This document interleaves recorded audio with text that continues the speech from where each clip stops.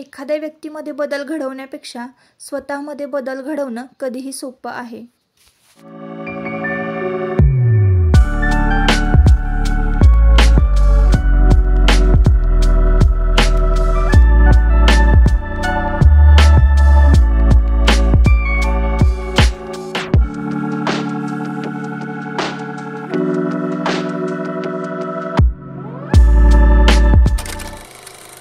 Hello, नमस्कार. मी सुप्रिया आणखी एका नवीन ब्लॉगमध्ये आपलं मनापासून स्वागत करते. तुम्हाला आजचा दिवस सुखाचा, आनंदी आणि आरोग्यदायी जाओ. तुम्ही जी काही स्वप्न पाहिली असतील ती सगळी स्वप्न तुमची पूर्ण होत. त्याचबरोबर शुभ संध्याकाळ सर्वांना. संध्याकाळची वेळ आहे म्हणजे एक 3:30-4च्या आसपासचं हे टायमिंग असावं आणि आजचा वार आहे शनिवार. तर आज ना मस्त असा चटपटीत बेत करायचं ठरलेलं आहे आणि त्यासाठीच मी इकडे मार्केटमध्ये निघालेली आहे माझ्या मैनाला घेऊन. तर कसं आहे, आत्ता तुम्ही पाहिलं असाल स्कूटीचं म्हणजे पूजनाचा व्लॉग. तर छोटीशी स्कूटी घेतलेली आहे आणि त्या स्कूटीचं नाव मैना ठेवलं आहे मी. तर कसं आहे, त्या मैनाने मला साथ द्यायला पाहिजे आणि मैना चालवताही यायला पाहिजे. तर आता कसं आहे बघा, मला तरी काय एवढं व्यवस्थित चालवायला जमत नाही, पण अंदाज घेत घेत मी ना चालवते. आता बघा चालवायला यायला लागली आहे स्कूटी. आणि कसं ना, आता छोट्या छोट्या गोष्टी जेव्हा आपण शिकतो ना, खरंच असं थोडंसं स्वावलंबी बनतो असं मला वाटतं. तर आता मला काय आणायचं असेल ना, पटकन मला मार्केटमध्ये जाता येतं किंवा उगीच मी अशी स्कूटी मार्केटमध्ये म्हणजे गावात आतमध्ये फिरवत असते. भरपूर गाड्यांबरोबर आपली ही स्कूटी धावते हे, आणि म्हणजे मी चालवते तर त्याचा खूपच मला आनंद होतो बरं का. असो, तर आता ना मी पिझ्झा बेस घेऊन आलेली आहे आणि झटपट म्हणजे बनवायची तयारी चालू आहे. कारण काय होतं ना, आता बघा वाजलेले आहेत 4:30-5च्या आसपासचं टायमिंग हे झालेलंच असेल आणि 6 वाजले. तर मग 6 वाजता जर नाश्ता केला तर मग जेवणावर परिणाम होतो. म्हणून लवकरच मी इथं नाश्ता करायला तयार घेतलेला आहे. तर ताईंनो, मी तुम्हाला आता आजूबाजूला पसारा दाखवला तर बघा भरपूर असा पसारा झालेला आहे. मला सांगायचं काय थोडक्यात, की आपण जेव्हा आपल्या स्क्रीनवर कॅमेरावर जे दाखवतो तर ते जग पूर्णपणे वेगळं असतं आणि आता आजूबाजूचं जे काही पसारा आहे, वातावरण आहे, ते आपण दाखवत नाही. ते जग खूप वेगळं असतं. म्हणजे कॅमेरा पाठीमागची लाईफ जी आहे ना ती पूर्णपणे वेगळी असते. तर मी तर तुमच्याबरोबर सगळे रिअल व्लॉग शेअर करते. आता तुम्हाला असं वाटत असेल की मी व्लॉग बनवते, सगळं व्हिडिओमध्ये दाखवते छान छान, तर माझ्या घरामध्ये पसारा होत नाही किंवा नेहमीच असं एकदम चकाचकन टिपटापच असतं घर, असं नाही. कारण काय होतं ना बघा, आता या सोशल मीडियाच्या जगामध्ये ना खूप साऱ्या महिलांना व्लॉग बघतात, व्हिडिओ बघतात आणि प्रत्येक महिलाने आपण जे बघतो तेच करतो. तुम्हाला माहिती आहे, आपण जे बघतो, जे व्हिडिओ बघतो तसाच आपण विचार करतो, तसंच आपण वर्तन करतो, राहायला लागतो. तर कसं होतं ना, आपण एवढे छान टिपटापवाले व्लॉग बघितले ना की मग आपल्याला प्रश्न पडतो की यांचंच कसं बरं एवढं छान असतं, यांचंच बरं घर कसं एकदम चमकणारं आहे, एकदम स्वच्छ, बरं ह्यांनीच कशी साफसफाई केल्यानंतर ह्यांना थकल्यासारखं होत नाही, नेहमी ते साफसफाई करून एकदम छान मेकअप टकाटक असतात. असं नसतं. तर काय होतं ना, कितीही आपण म्हणजे असं दाखवायचं म्हणून दाखवलं की नाही, साफसफाई केली तर तुम्हाला तर थकवा जाणवणार आहे. आणि कसं आहे, आता बघा एक बाजू तुम्हाला फक्त मी एकच कॉर्नर स्वच्छ करून दाखवला, पण पाठीमागे माझ्या किती पसर आहे हे तुम्हाला दिसणार आहे का? तर असं असतं सोशल मीडियावरचं लाईफ. म्हणजे जे दाखवतात ना तेच तुम्ही बघता. म्हणजे ते तुमच्यावर शेअर करायचं नाहीये त्यांना, तर ते तुम्हाला तर दिसतच नाहीये. म्हणजे त्यांची पण लाईफ आहे ना तुमच्यासारखीच गोंधळलेली आहे, त्या उलट तुमच्यापेक्षा जास्त गोंधळलेली असते. जे सोशल मीडियावर काम करतात ना त्या लोकांचं मी सांगते की त्यांची पण लाईफ एवढीच गोंधळलेली असते ना, की ते एकदम टापटीप असतात, असं असतं. तर म्हणून ताईंनो, आपण म्हणजे दुसऱ्याची बरोबरी करायला जायचं नाही. आणि जे आता नसलच करा तुम्ही खरं तर, पण सांगायचा एक भाग झाला की जे आपण बघतो ना तर ते तसंच करायला जायचं नाही. फक्त चांगल्या चांगल्या गोष्टी ज्या आहेत ना त्याच आपण शिकायच्या. आता पूर्ण तुम्ही 10 मिनिटाचा जर व्लॉग बघत असाल तर त्यातला काही थोडेच 1-2 जे गुण आहेत की जे तुम्हाला पटलेले आहेत, की जे घेण्यासारखे आहेत, तेवढेच फक्त 1-2 गुण जे आहेत तर ते आपण इतरांच्या व्लॉगमधून घ्यायचं. जसं की मी पण खूप आधी व्लॉगिंग बघायचे प्रत्येकाचे, पण मी काय करायचे, सगळंच असं लाईफस्टाईल त्यांचं कॉपी करायचं आणि त्यांच्यासारखंच करायचं, असं मी कधीच नाही केलेलं. इवन किंवा कुठल्या गोष्टीचा हट्ट पण नाही केला किंवा असं म्हटले पण नाही की ह्यांचं घर एवढं टकाटक आहे, मला पण हेच पाहिजे, मला पण तेच पाहिजे, असं मी कधीच नाही केलं. फक्त आपल्याला काय करायचं आहे व्लॉगिंग बघताना, गुण फक्त दुसऱ्याचे जे आहेत ना, तर एकदम छान चांगले गुण जे आहेत तेच आत्मसात करायचे, बाकीचं सोडून द्यायचं सगळं.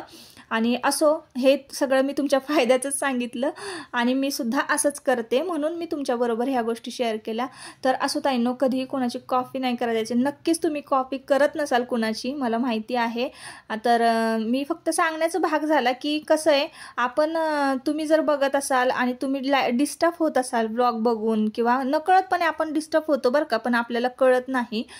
तर असं आहे ते. त्याच्यामुळं काळजी घ्या. जे सोशल मीडियावर आपण दाखवतो तर ते 100% खरं नसतं. तर हे सगळं बोलता बोलता रेसिपी पण बघा तुमच्याबरोबर शेअर करून झाली. तर काही नाही, फक्त टोमॅटो कॅचअप पसरवलेलं आहे पिझ्झा बेसवर. सगळ्या भाज्या कटिंग याच्यात आपल्या भांड्यात कटरमध्ये कट केल्या आणि सगळ्या पसरवल्या व्यवस्थित. चाट मसाला टाकला, पनीर खिसलेलं आहे, चीज खिसलेलं आहे. आणि पनीर मी कट करून टाकणार होते, पण म्हटलं बाबा हे शिजणार नाही म्हणून मी खिसून टाकलेलं आहे. आणि अशा पद्धतीनं चीज पनीर पिझ्झा घरच्या घरी तयार झालेला आहे. छान सिमला मिरची पण त्यामध्ये, टोमॅटो आहे, कांदा आहे, अशा सगळ्या भाज्या आहेत. आणि एकदम मस्त जसा आपण बाहेरनं मागवतो अगदी तसाच छान क्रिस्पी झाला होता बरं का पिझ्झा. तर असा बेत ना तुम्ही कधीतरी करून बघा. आता बघा देवा कसा खातोय, जसं की पहिल्यांदाच पिझ्झा खातोय असं आहे बघा. खातात मुलं, पण आम्ही जास्त देत नाही बरं का. 2 महिन्यातनं 3 महिन्यातनं कधीतरी असतो आमच्याकडे पिझ्झा, आणि तोही बाहेरचा नाही, मी बनवलेला. तर असं आहे. आणि रेसिपी तर एकदम झटपट तुमच्याबरोबर शेअर केली बरं का. आणि थोडंसं मी व्लॉगिंगमधलं सुद्धा तुम्हाला सांगितलेलं आहे. तर असो, आता तुम्हाला ह्यावर काही कमेंट करायचे असतील तर नक्कीच तुम्ही करू शकता, तुमची मतं मांडू शकता. तर इथं ना मस्तपैकी सगळ्यांसाठी पिझ्झा केलं आणि इतकीच चव आली ना ताईंनो तोंडाला, कारण आठवडाभर ना आजारपण आणि सारखी ती खिचडी मिळमिळीत खाऊन की नाही चवच गेली होती तोंडाची. तुम्हाला पण व्लॉग वेळच्या वेळी शेअर करता आले नाही, कधीतरीच माझा व्लॉग पडतो, त्यामुळं मनापासून मी क्षमा मागते. तर इथं बाबांना सुद्धा पिझ्झा दिला होता, ते खात होते. तर त्यांचं खाऊन पिऊन झालं नाही, ते इकडे या बाजूला येऊन बसले. मी तुम्हाला पिझ्झा दाखवते, किती छान आणि कलरफुल झाला होता.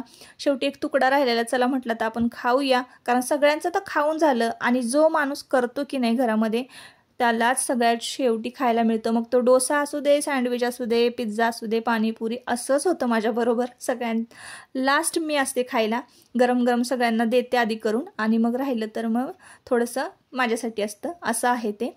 त्यामुळंच आपण बाहेर जाऊन, म्हणजे मला असं वाटतं की बाहेर जाऊन खाल्लं ना तर आपल्याला एकदम असं आयती प्लेट मिळते, असं आहे. तर पण बाहेरचं खाणं पण एवढं योग्य नाही. आता बघा काय काय होतंय, कॅन्सर वगैरे व्हायला लागलेत बाहेरचं खाऊन, भेसळयुक्त खाऊन. असो, तो भाग सोडून द्या. तर इथं बघा पिझ्झा खूप मस्त छान झाला होता. कधीतरी तुम्ही नक्की ट्राय करून बघा. आणि बाबांचं इकडं पण दात कोरायचं चालू आहे. तर असू द्या. देवांश माझ्याबरोबर गप्पा मारत होता आणि तेवढ्यात मग मी संध्याकाळच्या ना स्वयंपाकाची सुद्धा तयारी केली मस्तपैकी. बघा इथं सकाळी तुम्हाला दाखवला मसाले भात केला होता आणि आता खीर करायची होती मला, तर मी भरपूर ड्रायफ्रूट्स घालून खीर केलेली आहे. आणि इकडे सासूबाई आल्या ना तर त्यांना सुद्धा मी थोडासा पिझ्झा बाजूला त्यांच्यासाठी काढून ठेवला होता, त्यांना खायला दिला. तर त्यांना कसं आहे, आता मला एक कमेंट आली होती बघा ताईंनो, हल्ली आत्ताच म्हणजे आली होती थोड्या दिवसापूर्वी, मी त्याचं काही व्यवस्थित उत्तर देऊ शकले नाही. तर त्या ताईंचं असं म्हणणं होतं की तुम्ही तुमच्या सासूबाईंबरोबर बोलताना म्हणजे तुमचं कम्युनिकेशन, तुमचं रिलेशनशिप तुम्ही शेअर करा. तर कसं आहे ना ताईंनो, बघा शेअर करायला काही हरकत नाही, पण एखादा माणूस ना कॅमेरामध्ये कम्फर्टेबल नसेल किंवा व्यवस्थित, म्हणजे पूर्वीच्या माणसांचं कसं असायचं ताईंनो, आताच्या पिढीमध्ये आणि पूर्वीच्या पिढीमध्ये खूप सारा फरक आहे ताईंनो. पूर्वी बड्डे म्हणा, सणवार एवढे साजरी व्हायचे नाही, त्यांची परंपरा म्हणून ते साजरी करायचे. कधीही त्यांनी फोटो आणि व्हिडिओसाठी सण साजरे केलेले नाही, पूर्वीच्या पिढीचं मी सांगते. आणि आत्ताची पिढी कशी आहे, फक्त फोटो आणि व्हिडिओसाठी सण हे साजरे करत असते. आता हे मी स्वतः बोलत नाही, मी हे वाचलेलं आहे का ह्याच्यावर पेजवर, आणि त्यामुळेच मी ह्या गोष्टी तुमच्याबरोबर शेअर करते बरं का, की हे 100% खरं आहे. यावर तुम्ही काहीही मत मांडू शकता कमेंट बॉक्समध्ये. खरं आहे, आत्ताची पिढी जी आहे ना तर ती फक्त व्हिडिओ आणि फोटोसाठी सणवार सगळे जे काय आहे ते साजरी करत असते. नाहीतर पूर्वीची पिढी तशी नसायची. पूर्वीची पिढी बघा काहीच नव्हतं ना तरीसुद्धा सुद्धा सगळी सण जे आहेत ना ते तेवढेच आनंदाने आणि तेवढ्याच पारंपरिक पद्धतीनं साजरी करत होते. आणि हे फक्त आपल्याला दिसत नव्हतं कारण त्यावेळेस सोशल मीडिया नव्हता. पण त्यावेळी ना खरंच शुद्ध मनाने सण आणि सगळ्यांचे वाढदिवस म्हणा हे साजरे व्हायचे. आता फक्त फोटोसाठी हा डे तो डे, मदर्स डे, फादर्स असं सगळं असतं, फेस्टिवल असू द्या, सगळ्या गोष्टी. तर असं आहे. तर असा एवढं अंतर आहे पूर्वीच्या पिढीमध्ये आणि आपल्या पिढीमध्ये. तर त्यामुळं काय होतं ना, आमच्या सासूबाईंना त्यांना कॅमेरामध्ये पुढे म्हणजे असं कॅमेरामध्ये कम्फर्टेबल नसतात. आता तुम्हाला त्यांच्या चेहऱ्यावरनं कळालंच असेल. तर मी आयुषला फक्त म्हणाले म्हणजे सांगितलं की त्यांचा रिव्ह्यू घे की कसं झालं आहे पिझ्झा वगैरे. त्यांना ते नाही आवडत कॅमेरा पुढे, त्याच्यामुळे मी त्यांच्याबरोबर म्हणजे त्यांना जास्त कॅमेरामध्ये घेत नाही.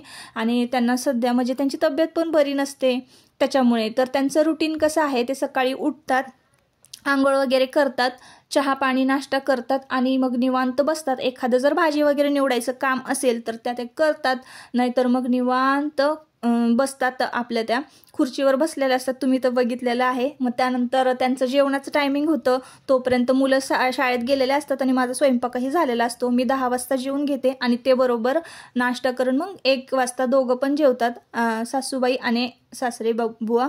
आणि मग त्यानंतर त्यांचा गोळ्या वगैरेचं टायमिंग असतं. मग 2 वाजेपर्यंत ते गोळ्या खातात आणि 2 नंतर मग 2 ते 4:30-5 वाजेपर्यंत ते आराम करतात. आराम झाल्यानंतर त्यांचा मग ते संध्याकाळी फिरायला जातात आणि फिरून आल्यानंतर मग संध्याकाळी त्यांच्या सिरियल मालिका ज्या आहेत ना तर त्या ते बघत बसतात आणि रात्रीचं जेवण करतात आणि पुन्हा मग गोळ्या खाऊन झोपायचं. सध्या असं त्यांचं लाईफस्टाईल आहे. मग मी त्यामध्ये त्यांच्या लाईफस्टाईलमध्ये शेअर करण्यासारखं किंवा तुम्हाला दाखवण्यासारखं काय आहे काहीच नाही आहे ना. त्याच्यामुळं मी त्यांचं काही जे आहे ना ते शेअर नाही तुमच्यासोबत करत किंवा कम्युनिकेशन पण आमचं असं जास्त काही होत नाही. कारण सगळं डिसिजन्स वगैरे मग काय करायचं काय नाही करायचं, घरामध्ये काय भरायचं काय, ह्या सगळ्या गोष्टी मी बघत असते आणि सगळे डिसिजन आहे ना मीच घेत असते. तर त्याच्यामुळं मग शेअर करण्यासारखं बोलण्यासारखं काहीच नसतं. आणि थोडंसं काय असेल का बर्थडे म्हणा किंवा ह्या सगळ्या गोष्टी मी तर ते तर तुम्हाला दाखवतच असते. तर असं सगळं आहे ताईंनो. ते कॅमेरामध्ये कम्फर्टेबल नसतात. पूर्वीच्या माणसांना ना फोटो जरी काढायचं म्हटलं तरी लगेच बघा ते डोक्यावर पदर घ्यायचे, साडी वगैरे व्यवस्थित करायचे.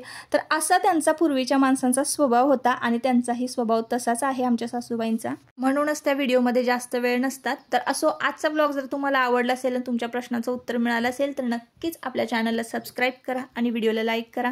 भेटूया परत पुन्हा पुढच्या व्हिडिओमध्ये. तोपर्यंत स्वतःची काळजी घ्या आणि मजेत राहा. Bye bye.